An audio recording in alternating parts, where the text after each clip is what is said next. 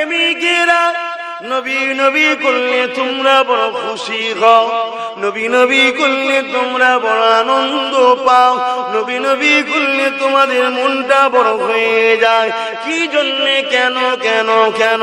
1450 বছর আগে আরবের মক্কা জমিনেতে ওই কুঁড়ে ঘরেতে আব্দুল্লাহ হুজুরের ঘরে আম্মা আমিনার কোলে ওই যে বাচ্চাটা এসেছিল, যার জন্য আজ পৃথিবীতে কয়েকশো কোটি মানুষ চোখের পানি ফেলে, যার কথা শুনলে আজ পৃথিবীতে কয়েক কোটি মানুষ, কয়েকশো কোটি মানুষ দাঁড়িয়ে যে শুনতে লাগে, যার নামটা যখন আজানের মধ্যে হয় আশহাদু আন্না মুহাম্মাদুর রাসূলুল্লাহ, সঙ্গে সঙ্গে কয়েকশো কোটি মানুষ বুড়াগুলি ফু দিয়ে কুররাতু আইনা বিকা ইয়া রাসূলুল্লাহ বলে চুমা দিয়ে চোখে লাগায়।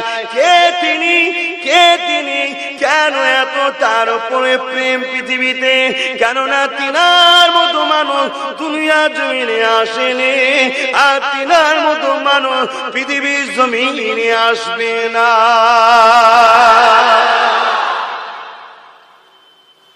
1400-1450 বছর পর আজও কোন দেশ থেকে তোমার ভারতবর্ষের পশ্চিম বাংলার মাদারীপুরের মানুষ সেই নবীর কথা শুনে গলা ফাটিয়ে চিল্লাচ্ছে? কেন? এই কানেকশন কিসের? প্রেম, ঈমান আর ভালোবাসা করতে হয় না, ভালোবাসা হয়ে যায়। বাপেরা, নওজোয়ান তরুণেরা, আমার রাসূলুল্লাহ কেমন ছিল শিশুবেলা, দুটো কথা বলি শোনে। নবী আমার শিশুবেলাতে শুয়ে আছে, আকাশে চাঁদ উঠেছে, আমার রাসূলুল্লাহ সাদা আঙুলটা আকাশে চাঁদের দিয়ে তুলে দিয়েছে, সাদা আঙুলটা ইশারা করতে লেগেছে, ডান দিকে ইশারা করে চাঁদটা ডান দিকে যায়, বাঁ দিকে ইশারা করে চাঁদটা বাঁ দিকে যায়। এ বিশ্বের মানুষেরা, আমার নবী শুধু মানুষদের নবী ছিল না গো, আমার নবী তামাম মখলুকাতের নবী। এই নবী পাকের গোলামি শুধু মানুষ করে তা নয়, আমার নবীকে শুধু মানুষ ভালোবাসে তা নয়, আমার নবীকে ভালোবাসে আকাশের চাঁদও এই নবী পাকের ইশারাতে গোলামি করতে শুরু করে দেয়। একটা মানুষ বুক চিরে দিয়ে এত সহজ ব্যাপার ভাই? হ্যাঁ, আমার রাসূল যখন শাহাদাত আঙ্গুল দিয়ে চাঁদের দিকে ইশারা করেছিল, চাঁদ নবীর প্রেমে নিজের বুককে চিরে দিয়ে দুটুকরো হয়ে গিয়েছিল। জোরে বলুন সুবহানাল্লাহ। আমার রাসূল শুধু মানুষের নেতা নাকি, আমার নবী তামাম মখলুকাতের নেতা। এরকম মানুষ কেউ এসেছে, কেউ আসবে? আরে ছেলেরা, যুবকেরা, একই জানা কথা, একই কথা, একই নবীর কথা, নবী নবী নবী নবী করব। তোমরা বসে বসে শুনবে, কালো হলে নবী নবী করব, বসে বসে শুনবে। এই যুবকেরা, এই যে নবীর মাওলুদ শরীফ বানিয়েছো, এই জায়গায় বসে বসে জানা কথা নবীর আলোচনা শুনবে। এই শোনাতে যাদের অন্তরটা খুশি হবে, যাদের দিলটা রাজি হয়ে যাবে, যারা আনন্দ উপভোগ করতে লাগবে, তাদের জন্য কি লাভ আছে? আল্লাহ নবীর চাচা যান হযরত আব্বাস রাদিয়াল্লাহু তাআলা এমন করে তিনি ওয়াজ করতেছিলেন, নিজের এলাকার মানুষদিগকে নিয়ে আল্লাহ নবীর মাওলুদ শরীফ বানাতেছিল, ওই জায়গায় আলোচনা করতেছিল। এ আমার নবীর সাহাবারা, এ আমার গ্রামের মানুষেরা, আল্লাহ আমার নবীকে এত সম্মান দিয়েছে, আল্লাহ আমার নবীকে এত মর্যাদা দিয়েছে। আমার নবী যখন কোন রাস্তা দিয়ে যেতেন, আমার নবীকে দুদিকের গাছগুলো সালাম দিতে থাকতেন। এ দুনিয়া মানুষের ভাইরা, আমি আব্দুল্লাহ বলে দিই, আব্দুল্লাহ নবী চাচা আব্বাস বলে দিই, আমার নবী যখন দুনিয়া আসবে, আম্মা আমিনা যখন চোখটা তন্তনা হয়ে গেছে, শুভে সাদেকের সময়েতে আম্মা আমিনা শরীরে একটা ঝাঁকুনি দিল, আম্মা আমিনা চোখটা খুলে দেখলো, চোখটা যখন খুলে দেখলো, আম্মা আমিনা দেখতে লাগলো এত নূর হয়েছে, ওই নূরের আলোতে শাম দেশের প্রাসাদ পর্যন্ত আলোয় আলোকিত হয়ে আছে, মাগরিব থেকে মাশরিক পর্যন্ত আলোয় আলোকিত হয়ে গেছে। এই নূর কোথা থেকে আসে? আমি আমিনা আমার ডান দিকে তাকিয়ে দেখি, আমার গর্ভে যে রহমতের নবী ছিল, শাফাতের নবী ছিল, হায়াতের নবী ছিল, আল্লাহর দোস্ত ছিল, ওই নূরে মুজাসসাম তাশরীফ এনেছে, তার শরীর থেকে এতই আলোকিত বেরোচ্ছে যে শাম দেশের প্রাসাদ পর্যন্ত আলোয় আলোকিত হয়ে গেছে। আরো জোরে বলো।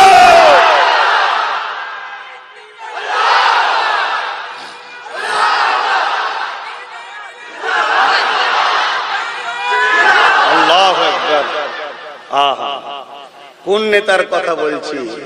এরকম আর একটা আছে যার জোড়া আল্লাহ বানাইনে, সেই নেতা ছেড়ে দেবে নাকি? বাপ ভাইরা, ছাড়াবার জন্য তো অনেক ষড়যন্ত্র চলছে, অনেক রকম পরিকল্পনা চলছে, যে কোনো কায়দায় আমাদের ঘরে নবী থেকে সরাবার প্ল্যান চলছে।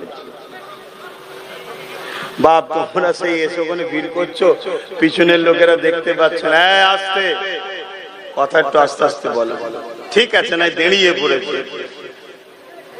একটু সাইড হয়ে যাও ভাই, ওদেরকে দেখতে দাও।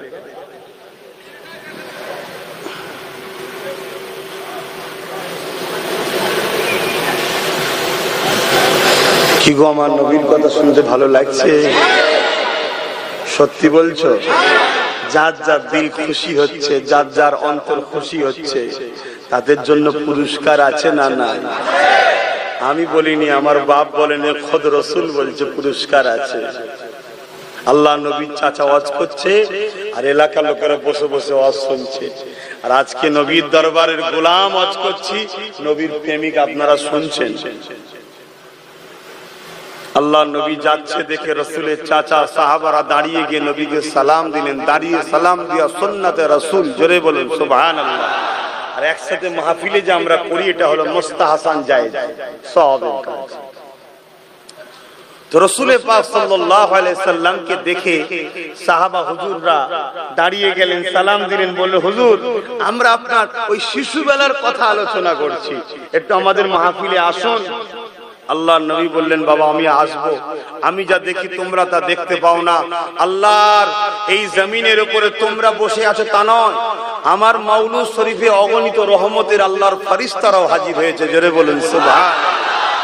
না জানি আমরা কানা হয়তো দেখতে পাইনি, হতে পারে এই মাহফিলেও আসতে পারে, আমরা কানা দেখতে পাইনি, তারা খুশি হয়ে আমাদের জন্য দোয়া করবে। আল্লাহ নবী এটা বলে শান্ত হন না, নবী আমার এটা বলে সাহাবাদের বলেছিলেন, এ বাবা সাহাবারা, আমার উম্মতদেরকে জানিয়ে দিও, কাল কিয়ামত পর্যন্ত দুনিয়া জমিনে যারা আমি রাসূলুল্লাহ মাওলুদ শরীফ বানাবে, আমার মিলাদ করবে, আমার আগমনের আলোচনা করবে, আমার শিশুবেলার কথা শুনে আনন্দ করবে, ওই মাহফিলে শুনে আলোচনা শুনে খুশি হতে লাগবে, ওই মাহফিলে আলোচনা করনেওয়ালা, ওই মাহফিলে যারা বসে বসে শুনবে আনন্দ পাবে। এ বাবা সাহাবারা, আমার উম্মতদেরকে জানিয়ে দিও, রোজে মাশরের দিন যেদিন কেউ কারো হবে না, মাথার এক বিন্দু উপরে আল্লাহ সূর্যকে নাপিয়ে দেবে, যেদিন সবাই নাফসি নাফসি করতে লাগবে, যেমন লোহাকে আগুনে দিলে লাল হয়ে যায়, সূর্যের তাপেতে জমিনটা লাল হয়ে যাবে, ওই জমিনে মানুষ দাঁড়াতে পারবে না। বাবা সাহাবারা, আমার উম্মতদেরকে জানিয়ে দিও, আমার মাওলুদ শুনে যারা খুশি আনন্দ করবে, আমি রাসূল ওয়াজাবাত লাহু শাফাআতি, সেই কিয়ামতের দিনে তাদের শাফাআত করাটা ওয়াজিব হয়ে যায়।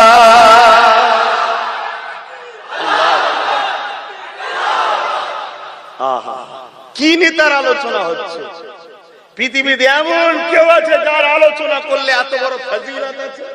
যার মাহফিলে বসে শুনে খুশি হলে এত বড় ফজিলত আছে, পৃথিবীতে দ্বিতীয় কেউ আছে? আল্লাহ পাঠিয়েছে।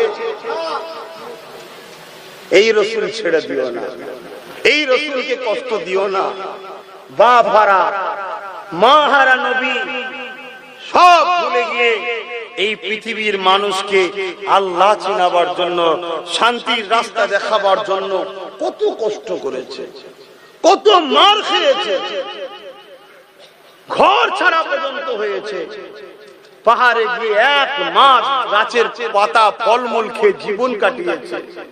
হিজরত করে মদিনা ইয়াসরিবে চলে গেছে। শুধু এই পৃথিবীর মানুষকে অসভ্য বর্বর সন্ত্রাসের হাত থেকে বাঁচাবার জন্য, নারীগুলোর মর্যাদা দিবার জন্য, বাচ্চাগুলোকে বাঁচাবার জন্য, কন্যা সন্তান হলে যেদিন জ্যান্ত দাফন করে দিত, আমার দয়ার নবী ওই কন্যাগুলোকে মুক্তি দিবার জন্য যখন আন্দোলন করলেন, নবী জালিমদের ঘরে বললেন, এ সন্ত্রাস জালিমরা, আল্লাহর সৃষ্টিকে এইভাবে জুলুম করো না। আল্লাহ আমাকে মেসেঞ্জার হিসাবে, সাংবাদিক হিসাবে, রাসূল হিসাবে, পথ প্রদর্শক হিসাবে পাঠিয়েছে। তোমরা এইভাবে নারীদের উপরে জুলুম করো না। নারী মা হয়, মায়ের পায়ের তলায় জান্নাত। নারী মেয়ে হয়, মেয়ে কারো ঘরে জন্ম নিলে রহমত শান্তির খবর পাঠায়। জোরে বলুন সুবহানাল্লাহ। আজকের দিনে সেই নারীরা যদি রাসূল ভুলে যায়, দুঃখ হওয়া উচিত না? উচিত না। যে নারীদের জন্য রাসূলের জীবনে সবথেকে বড় সংগ্রাম ছিল নারী ও শিশুদের অধিকার, আজকে সেই নারীরা যদি রাসূল ভুলে যায়, বেপরদা হয়ে ঘোরে, বেশরিয়াতি ভাবে ঘোরে। শুনুন, যে মানে নেই তার কথা বাদ দেন, যে মানে নেই তার কথা বাদ দেন। আমি মানি দাবি করি, তথাপি যদি আমার চাল চলন কথাবার্তায় আমার রাসূল পাক সাল্লাল্লাহু আলাইহি ওয়াসাল্লামের সুন্নাত শরীয়তের খিলাফ হয়, আমার রাসূলকে কি কষ্ট দিয়া নয়?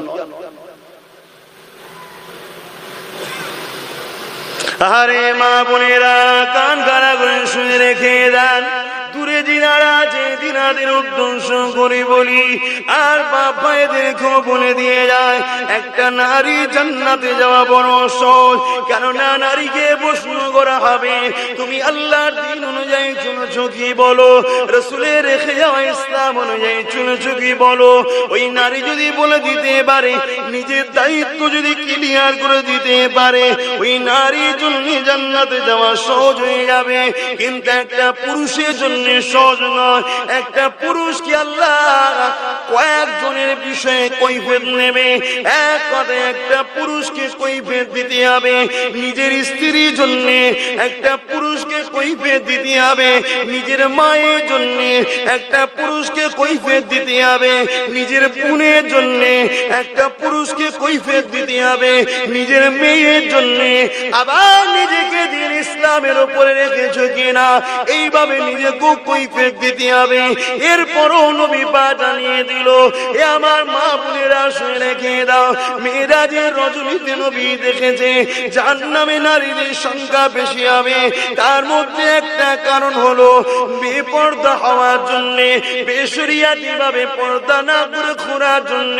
তাই নারীদেরকে বলে দিয়ে যায়, এ আমার আম্মা বোনেরা, এই দুনিয়া সন্ত্রাসীরা, এই দুনিয়া শয়তানেরা, তারা তোমাদের ঘরে বিভিন্ন পরিকল্পনা করে বিপর্দা করার ষড়যন্ত্র করবে। আল্লাহ নবী জানিয়ে দিলে, আদ-দাইয়ুসু লা ইয়াদখুলুল জান্নাহ, দাইয়ুস কোনদিন আল্লাহ পাকের জান্নাতে যাবে না।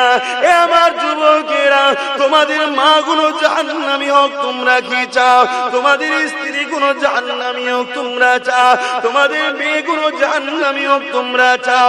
কেউ কি চাও? চাও না তো বুঝাও না কেন? আদ-দাইয়ুসু লা ইয়াদখুলুল জান্নাহ, নবীর কথা মিথ্যা হয়? জান্নাতে লেখা আছে নারীরা কখনো, বেপর্দা নারী কখনো জান্নাতে যাবে না। কার বাড়ি পর্দা আছে?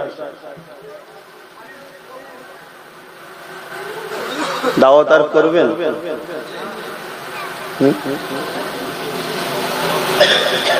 আমি চাই না, আপনার মাটা তো আমারও মা, আপনার বোনটা তো আমারও বোন। তাই চাই না তারা জাহান্নামী হোক, তাই বুঝাচ্ছি। আমার রাসূল তো এটাই করতে এসেছিলেন, বিহায়াপনাকে বন্ধ করতে। অভাবে সংসার বড় কষ্ট হচ্ছে, দুবেলা দুমুঠো খাওয়া তো কারো বাড়িতে অভাব নাই। আল্লাহ পাক প্রত্যেককে দুবেলা দুমুঠো খাওয়ায়, তাই তো নাকি? কারো বাড়ি অভাব আছে? অভাব না থাকা অবস্থায় যদি কোনো জায়গায় ফ্রি কিছু দিলে যদি বাপরে বাপ ঠেলাঠেলি হয়, দুদিন পরে কানা দার্জাল আসবে যখন, তখন তো অভাব হবে। কিন্তু দুনিয়ার সিস্টেম খরা দেখা দেবে, অভাব দেখা দেবে, তখন তো দার্জালের আবির্ভাব হবে। এটা রাসূল বলে গেছে। আর দার্জাল সোনা দানা দেবে। থাকা অবস্থায় যদি আমরা এত দিশেহারা হয়ে যাই, পর্দা করো। কি গো বলবো না অন্য দিকে ঘুরিয়ে দেবো?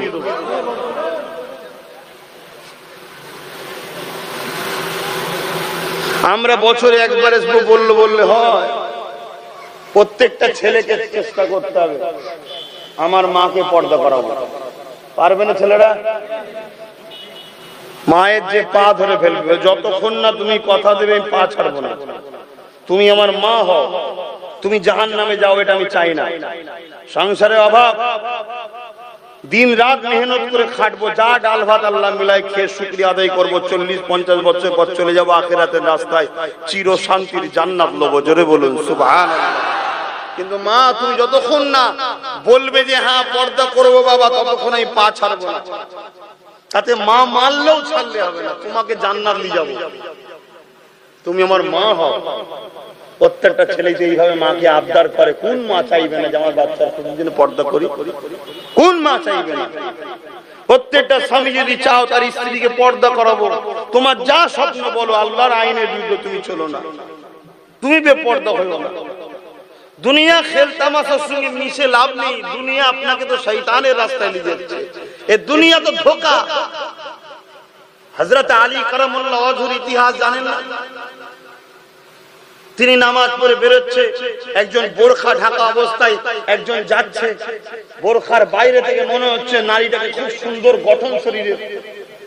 হুজুর একটা আমিরুল মুমিনিন, হুজুর দাঁড়িয়ে গেলেন যে মহিলাটা আগে চলে যাক, তারপর আমি যাব। দেখছে মহিলাটাও দাঁড়িয়ে গেল। হুজুর যখন আগাতে যাচ্ছে দেখছে মহিলাটাও আস্তে আস্তে যাচ্ছে। আবার হুজুর দাঁড়িয়ে গেলেন, মহিলাটাও দাঁড়িয়ে গেল। লাস্টে হুজুর বলছে, এ মেয়ে, তুমি দাঁড়িয়ে যাও না আগে যাও। লোক আমায় ভুল বুঝতে পারে, ভুল বুঝার সংখ্যা বেশি। এটা নতুন নয়, আগেও ছিল। সমালোচনা করবে, কি হয়েছে না যে সত্য মিথ্যা ভেরিফাই করবে না, কিছু পেলেই হয় হই হই শুরু করে দিল। তখন বোরখার ভেতর থেকে বলছেন, হুজুর আপনার সঙ্গে আমার কিছু কথা আছে। বলছে এইভাবে রাস্তার উপরে ওপেন মহিলার সঙ্গে কথা বলা যায়? হুজুর আপনি দাঁড়ান না, আপনি চিন্তা করছেন কেন? বলে নিজের মুখটাকে তুলেছে। হযরত আলী হুজুর বলছে, এত বিচ্ছিরি ভয়ঙ্কর তার রূপ চেহারা, আমি চমকে গেছি। তখন ওই বোরখা পরা যে ছিল সে বলছে, হুজুর আমি একটা সুরাত ধরেছি, কিন্তু আমি মানুষ নয়। তাহলে তুমি কে? বলছে আমি হলাম দুনিয়া। আমার বাইরে থেকে গঠনটা সবার সুন্দর লাগে, আর আমার ভেতরটা যেমন এখন দেখে আপনি চমকে গেলেন, আমার ভেতরটাকে যে দেখেছে আমায় ঘৃণা করে। এই দুনিয়া লোভের জায়গা, আর এটা পাঠিয়েছে মহান স্রষ্টা আমাদেরকে পরীক্ষা করার জন্য। বিরক্ত হচ্ছেন নাকি? কষ্ট হচ্ছে? আপনি যদি সত্যি আপনার মাকে ভালোবাসেন, সবথেকে বড় উপহার হলো আমার মা যেন জান্নাতি হয়। আপনি যদি সত্যি আপনার স্ত্রীকে ভালোবাসেন, সবথেকে বড় উপহার হলো আপনার স্ত্রী যেন জান্নাতি হয়। দুনিয়ায় চুলোর ধারে যেতে দিচ্ছেন না, কালো না হয়ে যায়। দুনিয়ায় চুলোর ধারে গেলে বারবার বলছে, এ কাপড় সামনে নেবে, আগুন লেগে যাবে, পুড়ে গেলে কষ্ট পাবে। আরে কিছুক্ষণের জন্য, আর ওখানে চিরস্থায়ী জ্বলতে হবে। কোন স্বামী চিন্তা করেছেন আপনার স্ত্রী যেন জান্নাতি হয়? এখন বন্ধুর সঙ্গে পার্টিতে যেতে হবে, তারও বউ আসবে, তোমারও বউ আসবে, সে যে গুজে একদম পরে যে চান কালচার কোথাকারে মডার্ন হতে পারে না, তোকে বে করাতে আমার কপাল ফেটে গেছে। আল্লাহ শুকরিয়া আদায় করো। কারো স্ত্রী যদি পর্দা নিশিনা হয়, মনে রেখে দিও ওই স্ত্রী হয়তো কিয়ামত দিন তোমার হাত ধরে জান্নাতে নিয়ে যাবে। জোরে বলুন সুবহানাল্লাহ। কথা বুঝে আসছে? শুকরিয়া আদায় করো এবং নিশ্চিন্তায় থাকো। যার অন্তরে আল্লাহর ভয় আছে সেই তো পর্দা করবে, ঠিক না বেটি? আর যার অন্তরে আল্লাহর ভয় আছে সে স্বামীর হক অন্য কাউকে দেবেও না। আর যার অন্তরে আল্লাহর ভয় নেই সে পর্দাও নেই। আর পর্দা না থাকলে অন্য জায়গাতেও সমস্যা থাকতে পারে। খারাপ লেবেন না, স্বপ্নের কথা বলছি না, কিন্তু সম্ভাবনা। কারণ ভয় যদি না থাকে ছেলে কখনো পড়াশোনা করে স্কুলে আসবে না। মাস্টারের ভয় থাকলেই পড়াশোনা করে আসবে। মাস্টারও যদি সেই রকম হয়, মাস্টার সাথে গল্প করেই ছেড়ে দেবে, পড়াশোনা করে যাবে। ভয়েতে একটা মানুষ পরিবর্তন হয়, ভয় থাকা দরকার। আল্লাহ আরে আমার নবী পাকের পরিবারের কথা কি আমরা জানি না? আল্লাহ নবীর আলিয়াদের অবস্থাটা কেমন ছিল? এ না জওয়ান তরুণীরা আব্বারা, যাকে না করলে আল্লাহ কায়নাত বানাতেন না, যাকে সৃষ্টি না করলে আল্লাহ জমিন আসমান কায়নাত বানাতেন না। সেই নবী পাকের খবর কি আপনারা জানেন? আল্লাহ নবী তো জানেন বাদশা হাবিবুল্লাহ একদিন বড় ব্যস্ততার সাথে কোনো একটা জায়গায় যাচ্ছে। আল্লাহ নবীর পাক আহলিয়া আমাদের আম্মা জান হযরত আয়েশা সিদ্দিকা রাদিয়াল্লাহু তাআলা আনহা আমার নবী পাককে ডাক দিলে, ইয়া রাসূলুল্লাহ হাবিবাল্লাহ, হুজুর আপনি আমার ঘরে একটু তাশরীফ আনে। আল্লাহ নবী বলেন, আয়েশা রে আমি বড় ব্যস্ত রয়েছি। ইয়া রাসূলুল্লাহ হাবিবাল্লাহ, বিশেষ কিছু জরুরি কথা আছে। আল্লাহ নবী ঘরের মধ্যে প্রবেশ করলে আল্লাহ নবীকে আমাদের আম্মা জান হযরত আয়েশা সিদ্দিকা রাদিয়াল্লাহু তাআলা আনহা বলতে লাগলে, ইয়া রাসূলুল্লাহ হাবিবাল্লাহ, হুজুর আমার পরনের কাপড় নাই, হুজুর আমার পরনের কাপড়টা ছিঁড়ে গেছে। আল্লাহ নবী কি বলেছিল? এ আয়েশা রে, এই দুনিয়ার জন্য সবর করো আয়েশা। তুমি যদি মনে করো আখিরাত চাও, আল্লাহ যে হালে রেখেছে শুকরিয়া আদায় করো, তালি দিয়ে পড়তে লাগো। এ আয়েশা যদি মনে করো না দুনিয়া আমার লাগবে, এ আয়েশা তাহলে বলো তুর বহুত পাহাড়কে দোয়া করে সোনা বানিয়ে দি, ওই পাহাড়টা তোমার জন্য মালিকানা বানিয়ে দেবো। এ আয়েশা তুমি খরচ করবে। আম্মা জান আয়েশা সিদ্দিকা বলতে লাগলে, ইয়া রাসূলুল্লাহ হাবিবাল্লাহ, আমার বাপ মা আপনার কদমে কুরবান হয়ে যায়। হুজুর আমি আপনার কাছে শাড়ি চাই না, আমি আপনার কাছে কাপড় চাই না, আল্লাহ জিয়ালে রেখেছে শুকরিয়া। ইয়া রাসূলুল্লাহ হাবিবাল্লাহ, হুজুর আপনি বেজার হয়ে যাবেন না, আমি যে কাপড়টা সেলাই করব ওই সেলাই করতে গেলে বাতি জ্বালাতে হবে, ওই বাতি জ্বালাবার মশলাটুকু নাই। ইয়া রাসূলুল্লাহ হে হাবিবাল্লাহ, হুজুর আপনাকে তাই দেখেছি আপনার শরীর থেকে নূরের আলো বেরোয়, আপনি আমার ঘর মুবারকে প্রবেশ করেছে, আপনার শরীরের আলোতে আমার হুজরাটা আলো হয়ে গেছে। ওই আলোয় বসে বসে আমি আয়েশা আমার কাপড়টা সেলাই করে নেব। তাদের সংসার দেখুন, এক রসুল নূর তার আলোয় আলোকিত, আর তিনাদের সংসার দেখুন যাকে আল্লাহ দোনো জাহানের বাদশা করেছে। শুধু রসুল দুয়া চাইনে, তাতে উহুদ পাহাড়ের নিচুর ভাগ সোনা হয়ে গেছে। তাহলে দুয়া চাইলে কি হতো? তথাপিও তারা আল্লাহর উপরে নারাজ নয়। আল্লাহকে তারা প্রেম করেছে, ভালোবেসেছে, রসুলকে প্রেম করেছে, ভালোবেসেছে। কেন? দুদিনের দুনিয়া আল্লাহ যেভাবে রাখে পরীক্ষায় সবর করতে হবে। এ ভাই, আমি ধনী হতে কাউকে নিষেধ করছি না, ধনী হতে কাউকে নিষেধ করছি না, ধনী হন না, কিন্তু হারাম ইনকাম করে নয়, কাউকে লুটে নয়, মিথ্যা কথা বলে নয়, হারাম ইনকাম করে নয়। হযরত ওসমান গনির মতো হালাল ইনকাম করে ধনী হন। জোরে বলুন সুবহানাল্লাহ। ওসমান গনি কত ধনী ছিল? এত আল্লাহ দিয়েছিল, অর্ধেক পৃথিবী খরিদ করার ক্ষমতা ছিল, এত ধনী ছিল। তো ধনী হন না, কে মানা করেছে? তা বলে বেশরিয়াতি রাস্তায় গিয়ে নয়, হালাল রাস্তায়। কি গো, এইদিকে আলোচনা করছে, অসুবিধা হচ্ছে? একটু মা বোনাদের বলি, তারাও তো আমাদেরই, একসাথে জান্নাত থাকবো, কি সুন্দর। দুনিয়ায় কত ভালোবাসে, ভাইজান ভাইজান ভাইজান করে বোনেরা, কিন্তু এক জায়গায় হতে পারি না, শরিয়াতের হুকুম। কিন্তু জান্নাতে এক জায়গায় হওয়া যাবে। কোনো অসুবিধা নেই, আল্লাহ যেন তাই করে, একসাথে যেন জান্নাতে বসতে পারি, বলুন আমিন।